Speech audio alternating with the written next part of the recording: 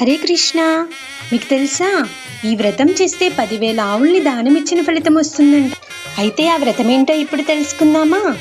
చైత్రమాస కృష్ణపక్షంలో వచ్చేటువంటి ఈ వ్రతం పేరు వరోధిని ఏకాదశి. ఈ మహిమ శ్రీకృష్ణుడు ధర్మరాజు సంవాదంలో భవిష్యోత్తర పురాణంలో వర్ణించబడింది. ధర్మరాజు శ్రీకృష్ణుడిని ఈ వ్రతం గురించి అడగగా దానికి ప్రత్యుత్తరం ఇస్తూ శ్రీకృష్ణుడు ఇలా అన్నాడు: ఈ ఏకాదశి పేరు వరోధిని ఏకాదశి. ఈ వ్రతం ఆచరించడం వల్ల ఆ వ్యక్తి సౌభాగ్యవంతుడు అవుతాడు. అంతేకాకుండా భగవద్భక్తిని కూడా పొందుతాడు.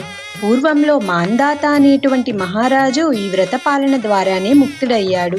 అంతేకాకుండా ఈ వ్రత పాలన వల్ల 10,000 సంవత్సరాల తపోఫలాన్ని కూడా పొందుతారు. అంతేకాకుండా కురుక్షేత్రంలో సూర్యగ్రహణ సమయంలో 40 కిలోల బంగారాన్ని దానం చేస్తే వచ్చే పుణ్యం కేవలం ఈ వ్రతం ఆచరించడం వల్ల సాధించగలుగుతాడంట.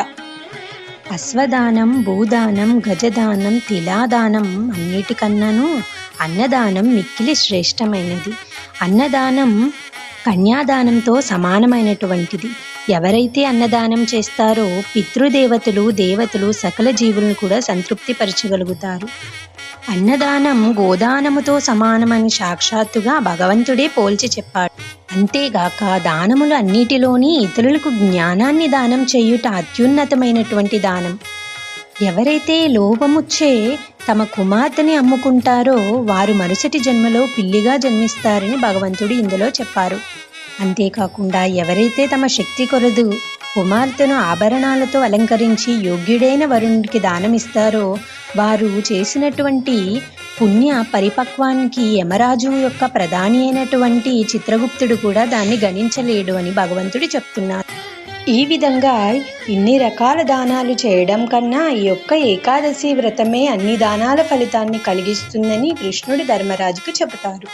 ఏకాదశి రోజు మాంసభక్షణ, వ్యభిచారం, జోదం, మద్యపానం వంటివి నిషేధించి సత్వగుణ ఆహారాన్ని స్వీకరించాలి.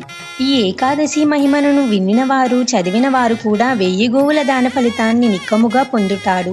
పాపముల నుంచి విముక్తుడయ్యి స్వయంగా విష్ణుపాదాన్ని చేరుకుంటారని ఫలశ్రుతి చెబుతుంది.